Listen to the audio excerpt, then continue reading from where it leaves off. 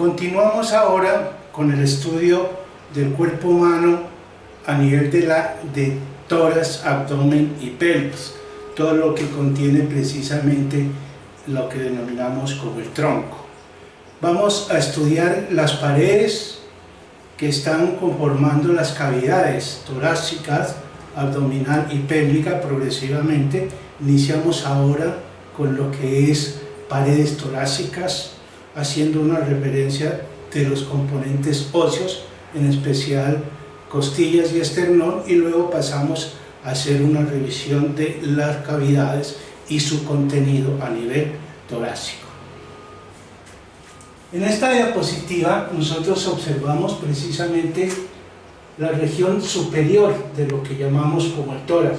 En última, la región superior del tórax es la abertura superior del tórax. La abertura superior del tórax tiene unas dos dimensiones, aproximadamente unos 12 centímetros transversalmente, unos 7 centímetros antero-posteriormente, y lógicamente está relacionado directamente con lo que llamamos como la raíz del cuello precisamente. La abertura superior del tórax tiene una inclinación de adelante hacia atrás en sentido ascendente, de tal manera que en últimas lo que es la parte más anterior del tórax, que sería el esternón, desciende aproximadamente 1 o 2 niveles vertebrales con respecto a la columna torácica. Entonces vamos a encontrar precisamente que algunas estructuras, y en especial lo que llamaremos como la cúpula pleural y el vértice del pulmón, ya sea derecho o izquierdo, sobresalen precisamente de la abertura superior y se ubican prácticamente en la raíz del cuello. Esa inclinación favorece precisamente que esos dos componentes sobresalgan en este sitio. Así como hablamos de la abertura superior, también está la abertura inferior, demarcada principalmente bioscópicamente por el reborde condrocostal. Aquí alcanzamos a ver precisamente la estructura ósea de lo que es la caja torácica, conformada por los arcos costales. Tal como ustedes ven, corresponden precisamente a 12 pares de costillas, los cuales todos se caracterizan por tener a nivel de su vértice cartílago, pero no todas se unen precisamente al esternón. Ese hecho ya clasifica en parte a las costillas, entonces eso nos va a permitir hablar de costillas verdaderas y de costillas falsas. Costillas verdaderas, aquellas que entran a articularse a través de un cartílago con el esternón directamente, y las costillas falsas, la que lo hacen precisamente, pero ya no directamente, sino que en últimas están compartiendo un cartílago. Así como encontramos las costillas verdaderas, las costillas falsas, encontramos también las costillas flotantes, que no tienen articulación con el esternón y que en últimas también terminan en su vértice con componente cartilaginoso. Aquí alcanzamos a ver que además de las costillas verdaderas, costillas falsas, costillas flotantes que hagamos también en la parte inferior, las costillas tienen unas características especiales. La característica clásica de la costilla es la conformación como una cabeza, un cuello, un cuerpo, y vemos cómo precisamente la cabeza se une al resto del hueso a nivel de un adelgazamiento que se denomina cuello, que se proyecta de adelante hacia atrás, posteriormente hasta un sitio que llamamos como el ángulo costal. De ahí la costilla se proyecta hacia adelante, tal como estamos observando. Entonces, la costilla típica se caracteriza por presentar cabeza, cuello y cuerpo. El cuerpo tiene el ángulo costal en este punto precisamente. La costilla típica además presenta una cara externa y una cara interna, un borde superior y un borde inferior.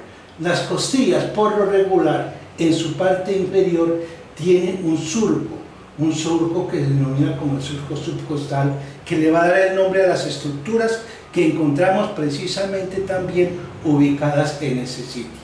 Encontramos aquí también una característica interesante, que no todas las costillas tienen precisamente esas mismas características.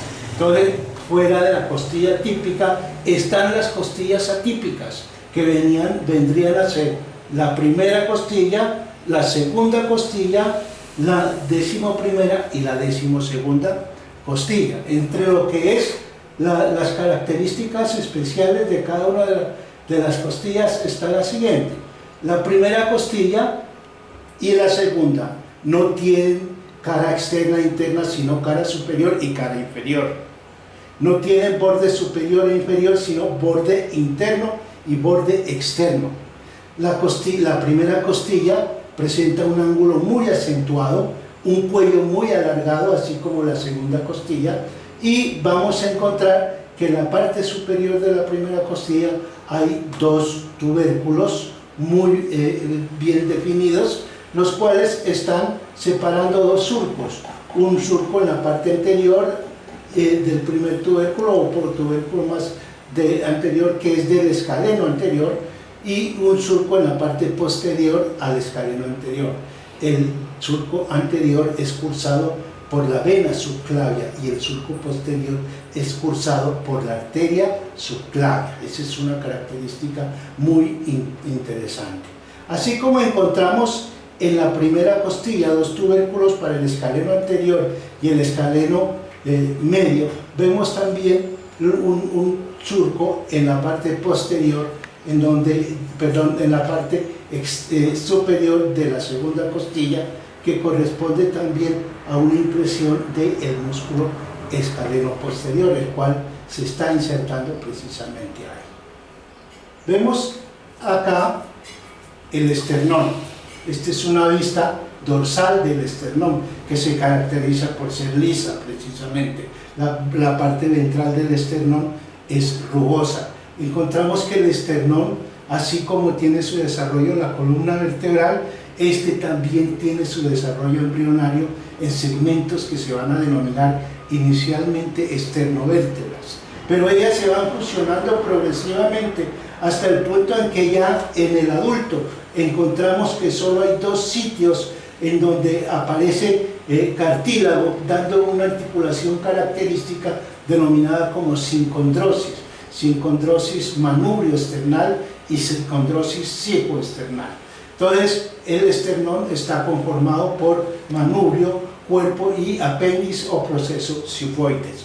Vamos a encontrar que hacia los bordes, digamos así, de cada uno de estos componentes están las carillas articulares costales. En el manubrio esternal encontramos la carilla articular, no solo para la primera costilla, sino también en su parte superior para la clavícula, que deja prácticamente en el borde superior una incisura o escotadura que se denomina como escotadura yugular del esternón. Vamos a encontrar que hay una hemicarilla articular que se completa con la hemicarilla articular que está en la parte superior del cuerpo para la segunda costilla, y coincide precisamente en este sitio, o sea, en la sincondrosis manubrio-esternal. La sincondrosis manubrio-esternal se proyecta hacia adelante, como vemos aquí, formando un ángulo que es el denominado como el ángulo de Lois. El ángulo de Lois es importante porque es una referencia que nos permite bioscópicamente hacer una proyección desde este punto hacia la parte dorsal y coincide perfectamente con el borde inferior de la cuarta vértebra torácica. Ese hecho nos va a permitir ficticiamente hacer separaciones, digamos así, en lo que es ya la cavidad torácica, como lo veremos posteriormente. Luego ya en el manubrio esternal, en el cuerpo del esternón, alcanzamos a observar ya las otras carillas articulares para la tercera, para la cuarta, para la quinta, para la sexta costilla, de tal manera que la séptima costilla es el cartílago común para las costillas 7, 8, 9 y 10. Recordemos nosotros que estas vendrían a ser parte de las costillas falsas que se están articulando con el esternón. Aquí vemos precisamente los sitios de articulación: primera, segunda, tercera, cuarta, quinta, sexta, séptima costilla, que estaría aquí articulándose lógicamente con el cartílago común para las últimas costillas. Miremos aquí ya la articulación como tal. Aquí alcanzamos a observar la abertura superior del tórax, tal como lo habíamos visto, su inclinación, la parte anterior más descendida que la parte posterior, y aquí vemos por qué precisamente las costillas verdaderas presentan un anclaje directo hacia lo que es el esternón, precisamente con un cartílago particular, o sea, un cartílago propio de cada una de ellas, mientras que las últimas costillas comparten su cartílago. Pero nos da un reparo importante, que es el que bioscópicamente palpamos nosotros a través de la pared abdominal y torácica, y lógicamente corresponde al reborde condrocostal, tanto derecho como izquierdo, que nos demarca o nos forma un ángulo aquí en este sitio, precisamente que corresponde a la ubicación del apéndice cifoides. Cuando miramos nosotros ya la ubicación de los arcos costales, vemos que los espacios que existen entre ellos están ocupados por músculos, los denominados músculos intercostales. Son 3 músculos intercostales, de los cuales prácticamente hacia la parte ventral se encuentran parcialmente observables el intercostal externo, digamos así. En esta región el intercostal interno se miraría más que todo ya haciendo una sección de este músculo, y el íntimo, que sería un componente que se ubica más que todo en la parte dorsal. Los músculos intercostales se encuentran entonces entre costilla y costilla, tal como lo vemos precisamente aquí. La ubicación de estos músculos permite observar cómo precisamente las fibras también se disponen en forma inclinada, de arriba hacia abajo, y el borde inferior de la costilla hacia el borde superior de la costilla infrayacente. El intercostal externo inicia como una membrana en la parte ventral, tal como lo vemos aquí, y termina como estructura muscular rodeando completamente el espacio intercostal hasta alcanzar los cuerpos vertebrales. Vamos a encontrar que el intercostal interno inicia como una membrana intercostal, pero en la parte dorsal, y se continúa y termina profundamente a la membrana del intercostal externo aquí, como fibras musculares hasta alcanzar prácticamente el borde external. Vemos lógicamente que estos músculos están en los espacios que ocupan precisamente, que delimitan cada una de las costillas, los cuales entran a jugar un papel importante también en lo que es el proceso de respiración, aunque ellos no reemplazarían, digamos así, al principal músculo de la respiración. Aquí alcanzamos a ver precisamente una vista ya más profunda de la región. En este sitio alcanzamos a ver intercostal interno, hacia acá parte del intercostal externo que todavía está conservado. Sigamos. Cuando miramos por la parte dorsal lo que es el peto externo-costal, o sea, la reja externo-costal mirada por la parte dorsal, encontramos también que hay otras estructuras importantes ahí. En especial hay este músculo que prácticamente se extiende desde la tercera costilla hasta la cara posterior del esternón, hacia abajo. Su disposición, aunque esta es oblicua en su mayoría de las fibras, el nombre lo dan las fibras inferiores, porque se denomina el músculo transverso del esternón. No es una variación anatómica, es constante y permanece en este sitio. Otras estructuras importantes relacionadas con la reja costal, además de las estructuras vasculares que veremos ahora en el espacio intercostal, está lógicamente la arteria torácica interna, acompañada con su vena concomitante, y esta va descendiendo precisamente hasta alcanzar el diafragma, que es uno de los músculos que está haciendo la separación entre lo que es la cavidad torácica con la cavidad abdominopélvica hacia la parte inferior. Pero aquí encontramos que esta arteria se va a dividir en dos ramas. Una rama que va a distribuirse precisamente en lo que es el diafragma y pared abdominal, y una rama que va profunda al recto interno del abdomen. Entonces la una se llamará musculocrénica y la otra epigástrica superior. Bueno, aquí alcanzamos a ver ya la ubicación dorsal de los componentes costales, para mostrar precisamente que como músculos inspiratorios accesorios están los músculos del dorso, la parte profunda, en especial los músculos serratos, serrato posterior superior, serrato posterior inferior, tal como lo vemos aquí. Sigamos. Aquí alcanzamos a ver la disposición, lógicamente, ya de estructuras del dorso relacionadas también con lo que es la pared torácica. Sigamos. Este es un corte transversal de lo que es la pared torácica, y alcanzamos a observar precisamente más o menos a nivel de la séptima vértebra torácica la ubicación de lo que es la costilla y el espacio intercostal, y cómo en el espacio intercostal transcurre precisamente debajo de cada una de las costillas el paquete vasculonervioso subcostal, que está conformado por la vena, por la arteria y el nervio, dispuestos de abajo hacia arriba. Van vena, arteria y nervio, precisamente en el espacio subcostal, o sea, el paquete vasculonervioso intercostal. Sigamos. El diafragma no únicamente corresponde, lógicamente, a un septo de separación entre lo que es el tórax y el abdomen. Es el principal músculo de la respiración. Tiene un origen muy amplio. En primer lugar, su origen principal está determinado por dos pilares en las vértebras lumbares.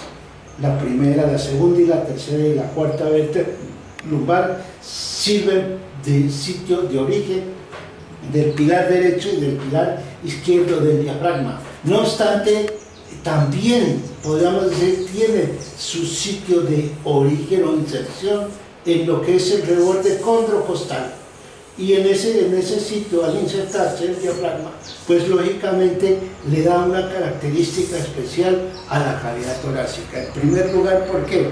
Porque el diafragma se dispone como una cúpula. Al disponerse como una cúpula, encontramos que su nivel más inferior corresponde precisamente al reborde condrocostal, pero la parte más superior de la cúpula fácilmente está alcanzando un nivel del apéndice sifoides y un poquito más arriba. ¿Por qué? Porque la cúpula pleural derecha está a nivel de unos 2.5 centímetros debajo de lo que es la papila mamaria derecha, mientras que la papila mamaria izquierda está a unos 2.53 centímetros debajo de la papila mamaria izquierda. Es una línea transversal, digamos así, por debajo de las papilas mamarias, lo que nos estaría demarcando la cavidad torácica.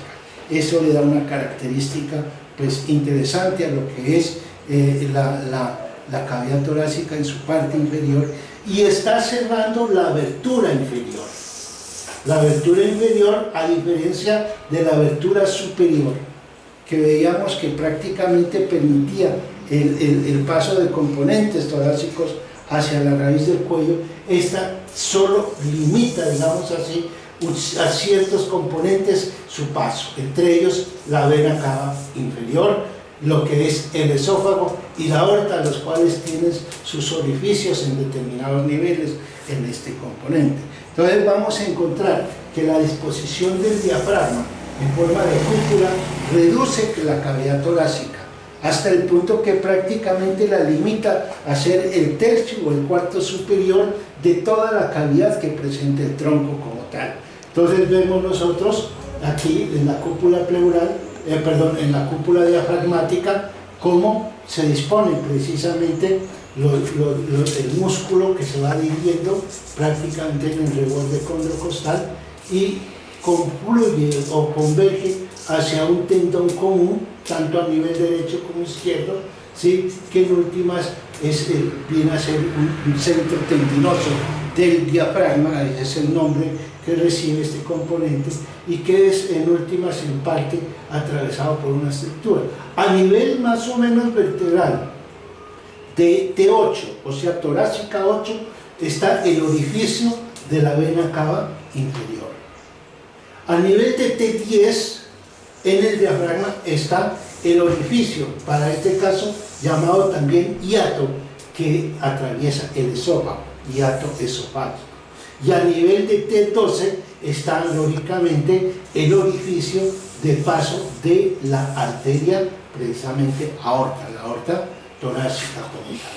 Recordemos nosotros que el diafragma es el principal músculo de la respiración. Si el músculo diafragma se paraliza, se suspende completamente el ciclo respiratorio. De ahí que entonces el diafragma no únicamente viene a ser el principal, es el que determina prácticamente la respiración como tal. Los otros músculos son músculos accesorios en el evento en que el diafragma presente algo de falla y que accesoriamente los otros permitirían en parte aumentar, digamos, la capacidad tidal del tórax. No obstante, vamos a ver que no lo están reemplazando. Su inervación viene precisamente del nervio clénico. Recordemos que el nervio clénico se origina a nivel del cuello en lo que es el segmento, o lo que podríamos decir el componente nervioso C4, con participación de C3 y con participación de C5. Los dos van descendiendo lógicamente hasta alcanzar precisamente el diafragma. Vemos una vista inferior del diafragma. Habíamos dicho anteriormente cómo las arterias que venían descendiendo por aquí, en este sitio que era la torácica interna, terminaba formando la arteria musculoprénica, que es la que se va a distribuir en estas regiones, pero también hay otras arterias que se distribuyen en la parte inferior, que son prénicas inferiores y que salen precisamente de la aorta, tal como nosotros observamos una vez que ella atraviesa el hiato aórtico. Aquí alcanzamos a ver precisamente los dos pilares del diafragma. Observen ustedes cómo el pilar derecho se está originando en la parte derecha de lo que es los 4 primeros cuerpos vertebrales lumbares, mientras que el pilar izquierdo lo hacen los 3 primeros, o sea que el pilar izquierdo es más corto, pero los dos convergen hacia la parte ventral de T12, ahí se unen y forman un arco. Este arco en últimas corresponde precisamente a el que va a determinar la formación del hiato aórtico. Este arco en últimas también da lugar a lo que se ha denominado un ligamento arqueado mediano, mientras que la fijación del diafragma desde lo que es el cuerpo vertebral de T12 al proceso transverso de T12 y desde el proceso transverso de T12 al vértice de la última costilla, da lugar a la conformación de lo que vamos a denominar como arcos también. Miren ustedes, arcos, este vendría a ser medial y este vendría a ser, este es medio, medial y lateral. Los dos, el medial y el lateral, son cursados por uno, el músculo psoas mayor, y el lateral, el músculo cursado por el músculo cuadrado de los lumbos. Estos son ligamentos en últimas que son importantes precisamente por eso: ligamento arcado medial, medio, medial y lateral.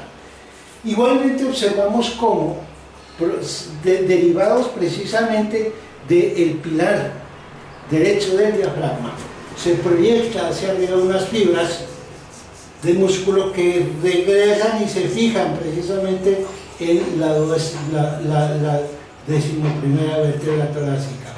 y al fijarse en la 11ª vértebra torácica dejan un orificio, que es el hiato esofágico. O sea, el hiato esofágico es una derivación del pilar derecho del diafragma.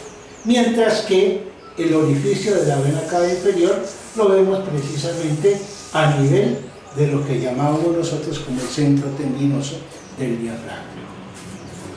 Vemos cómo la abertura inferior del diafragma, cerrada del tórax, perdón, cerrada por el diafragma, tiene una longitud transversal de aproximadamente 28 centímetros. O sea, prácticamente casi que duplica y más, un poquito más que el diámetro transversal de la abertura superior, y una abertura anteroposterior de aproximadamente unos 12 centímetros, digamos. Ya en la parte interna, cuando observamos la cavidad torácica, entonces vemos precisamente cómo las estructuras en la cavidad torácica están prácticamente en un espacio muy limitado, ¿sí? Uno reducido por la cúpula diafragmática, y en ese sitio encontramos precisamente que hacia los lados están los arcos que contienen la pleura y los surcos, perdón, que contienen la pleura y los pulmones, o sea, los surcos pleuropulmonarios. Y en la parte media está precisamente el componente de impulso de la sangre, precisamente, y el principal componente del sistema cardiovascular, que es el corazón. Pero no solo el corazón encontramos en este sitio, encontramos también, lógicamente, los grandes vasos, encontramos una gran cantidad de estructuras nerviosas y otras más pequeñas, vasculares, y otras más grandes también, o lo que se ha denominado como grandes vasos, tanto arterial como venoso. De todas maneras, encontramos que entre los dos surcos pleuropulmonares, con su contenido, que es pulmón derecho e izquierdo con su pleura, se delimita un espacio que va a denominarse como el mediastino. El mediastino prácticamente corresponde entonces a un espacio ocupado por el corazón, grandes vasos, estructuras que hacen parte del componente visceral, como es la tráquea y su división en bronquios, y hacia la parte dorsal el esófago, una serie de estructuras vasculares más pequeñas y también nerviosas hacen curso en lo que es el mediastino. Para su comprensión, el mediastino se ha subdividido inicialmente en dos porciones. Uno que coincide precisamente con el ángulo de Lewis que habíamos dicho nosotros, en un mediastino superior, que vendría a ser este que vemos aquí, y estaría precisamente por detrás del manubrio esternal, y otro, el que encontramos abajo, que sería el mediastino inferior. En el mediastino inferior sobresale que, uno, el pericardio fibroso con su contenido, que es el pericardio seroso y el corazón, y hacia adelante del pericardio fibroso está una región muy limitada, muy pequeña, muy estrecha, en donde hay ligamentos que se extienden desde el pericardio hacia la cara posterior del esternón, esternopericárdicos. Y eso hace que estos dos componentes estén prácticamente unidos. No obstante, esta parte vendría a denominarse mediastino anterior. El pericardio fibroso, tal como lo vemos aquí, con su contenido, que son la llegada y la salida de grandes vasos, pues corresponderá a lo que llamaremos como el mediastino medio. Y lo que está detrás del pericardio fibroso, que está ya cercano o relacionado a los cuerpos vertebrales, sería el mediastino posterior. Entonces tenemos mediastino superior, mediastino inferior, y este a su vez dividido hacia acá adelante, anterior, este que vendría a ser mediastino medio, y por detrás el mediastino posterior.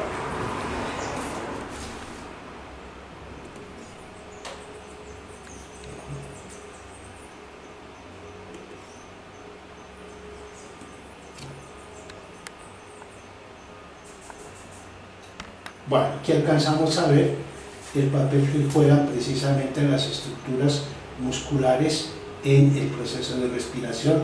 Precisamente aquí alcanzamos a ver el músculo que llamamos intercostal externo en la inspiración, el intercostal externo en la expiración, lógicamente para lo que es el ciclo respiratorio. Sigamos.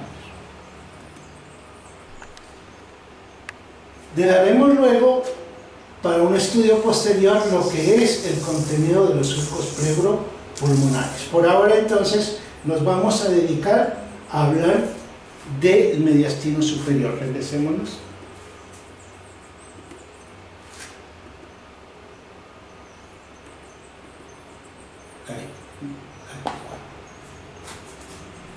Puede enfocar un poquito más así. Vamos a hablar algo sobre lo que es el mediastino posterior, mediastino superior, perdón. Mediastino superior entonces está conformado por las estructuras que se ubican por detrás del manubrio esternal. Estructuras que están muy pegadas entre sí una con otra.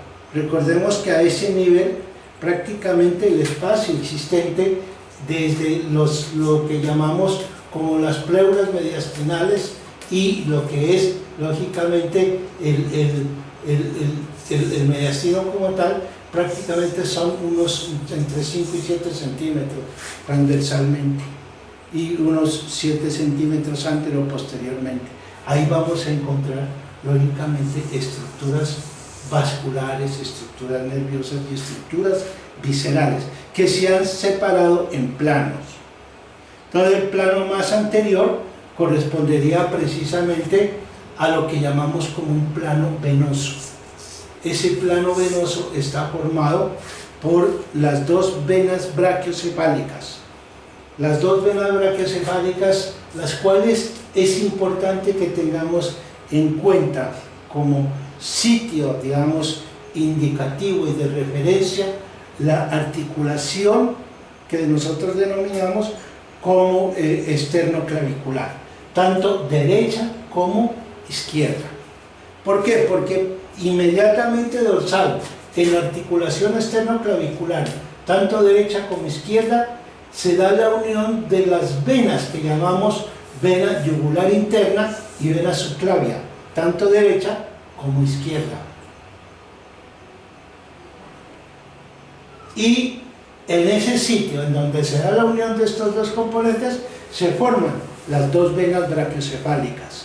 La derecha con un recorrido casi que vertical, mucho más gruesa que la izquierda, pero en sentido vertical y un recorrido mucho más corto, de aproximadamente 3.5 centímetros.